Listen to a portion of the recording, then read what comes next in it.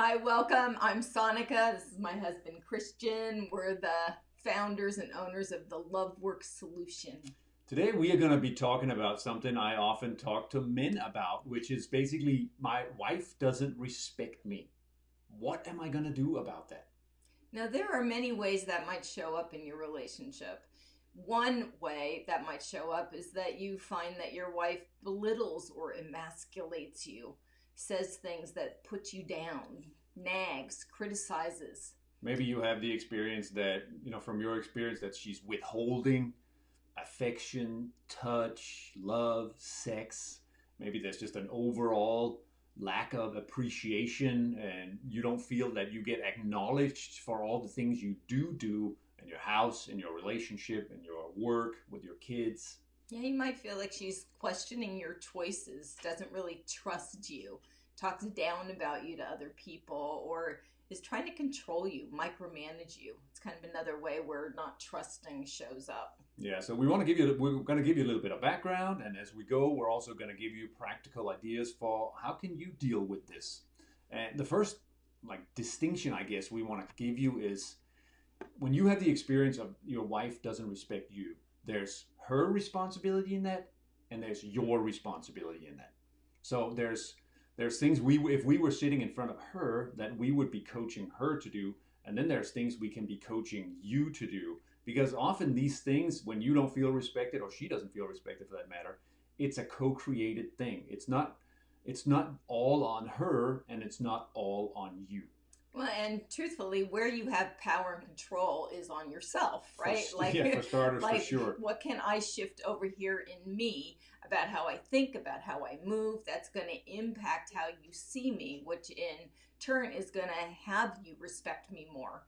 So it's kind of you could say it's a more direct way actually of creating a shift, the shift that you want in your relationship of respect, but it isn't focusing so much on changing her behavior as much as it is changing your own. Yeah, and often when we coach couples that come to our office or over Zoom coaching, we help both parties take their share of the ownership when a situation has been created when one or the other, you in this case, don't feel respected, honored, valued, appreciated. So one of the first things you can do actually is explore, what is she judging you for? What is she criticizing you for? What is she putting you down for? Yeah, if she says, you never keep your word, or does she say, you never clean up after yourself, or does she question everything you do? So you want to look at what's the grain of truth about what she's saying. What is the grain of truth? Where are you actually feeding into her judgments? What evidence are you providing that's helping her continue to see you that way and treat you that way? Yeah, that's what we mean, in the equation of what's my part and her part. It's, there's a lot of it that's my part. My part is if she's not respecting me or nagging me about not doing what I say I'm going to do, not cleaning up after myself, it's just for me to, as opposed to my default reaction is to push back against that and say, yeah, I do. I am in integrity. I do what I say. Stop saying that to me. You don't respect me. To instead say, okay, hang on a second. Let me just have a look and see, is there any grain of truth? Like Sonica said, we like to say it like that. Is there a grain of truth? It's not the full story about me, but is there a little bit of truth about that I don't show up on time? That I say I'm going to complete stuff that I don't complete? Or that I leave my stuff laying around? Is there any place where that's actually true?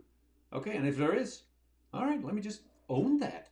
That's actually a way to increase my own self-respect, is to just own, you know what, here and here and here, I said I was going to do so, and I didn't.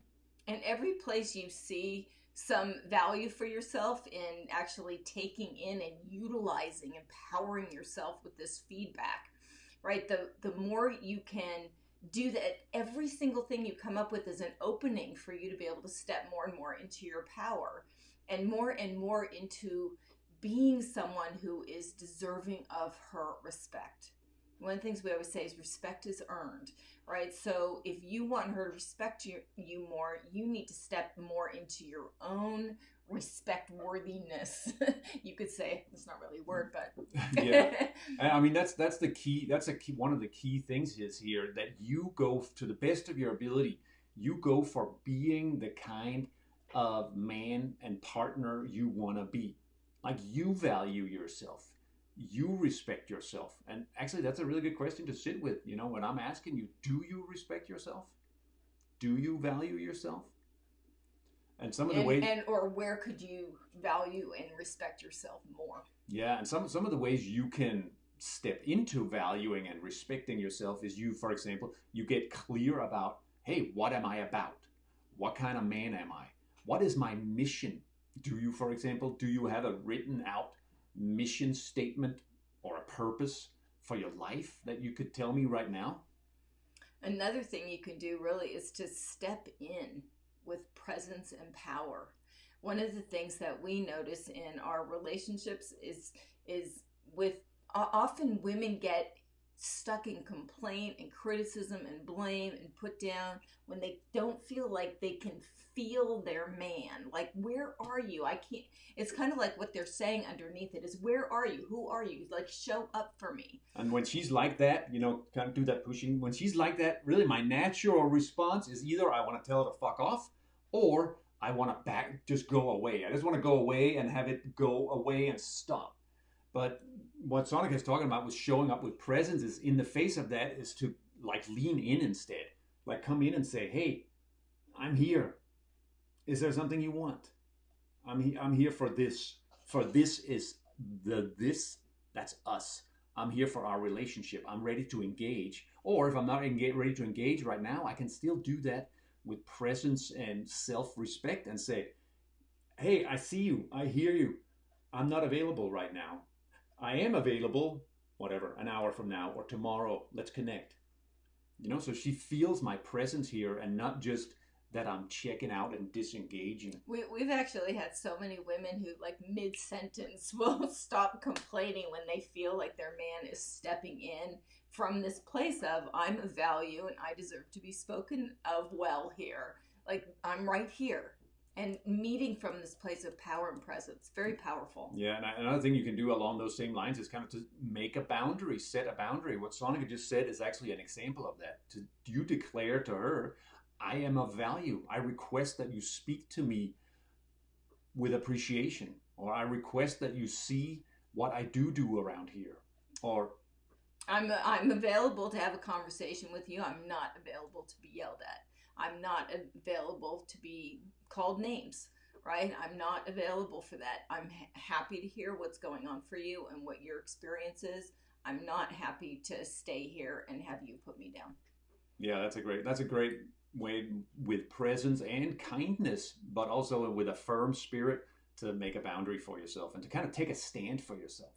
Another thing really is to just go for what you want. You'll notice when you feel not respected, there's something you're wanting in the background of that. And you can go for it, you know, by making clear requests. Would you be willing to speak well of me right now? Would you be willing to lower your voice? Would you be willing to tell me 3 things you really love and appreciate about me right now? Yeah, when I don't feel respected or have had that situation, that sensation or experience in any relationship, for me, it's typically about I don't feel my partner is trusting the choices I make. That's one. And the other thing is I don't feel that she's appreciating and acknowledging the things I do, whether it's around the house or around career and money. And so, really, what I'm wanting is for her to trust the choice I make so I can go straight for that. Hey, I hear your questions about how I'm going to take care of this project. Would you be willing to just trust me on it? Because I feel I got it and I'd like to demonstrate that.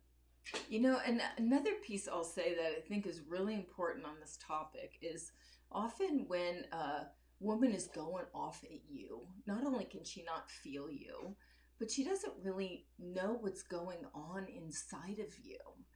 And so the more you can be vulnerable about sharing your feelings, your needs, your thought process, what has you do certain things, the more you can help her step inside your world and understand you, the more she's going to know you and the more she is going to respect you.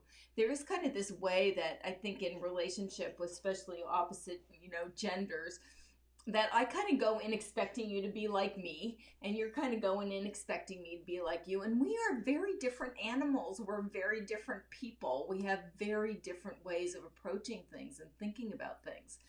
So the more Christian, for example, helps me understand him, how he moves and what he thinks and what's important, it allows me to bring that enhanced sense of understanding that breeds compassion for me. It actually helps me also feel more connected to him. Vulnerability breeds connection. It breeds understanding. It leads to more and more connection. So the more vulnerable you are, even about how hurt you feel when she speaks to you in a certain way or moves with you in a certain way. I know for myself, I used to be a man who communicated very little in my relationships. I would just, I had a lot of stuff going on in my mind, but I didn't say a lot of it out loud. I wasn't very skilled or comfortable with talking about how I feel and what's going on inside of me. So I just didn't. And I felt she wasn't respecting me because she always wanted to, she was always like, what's going on in there? Just tell me something. Is there, it ended up with me feeling nagged at. But when I looked at it, it was really when I'm not sharing about how I feel. So, or when you're not sharing about how you feel, that's an invitation to her to fabricate conclusions, to make up shit, to be frank, right? If I don't tell her anything, I'm basically telling her to say, go make up your own conclusions. And often those conclusions aren't in my favor.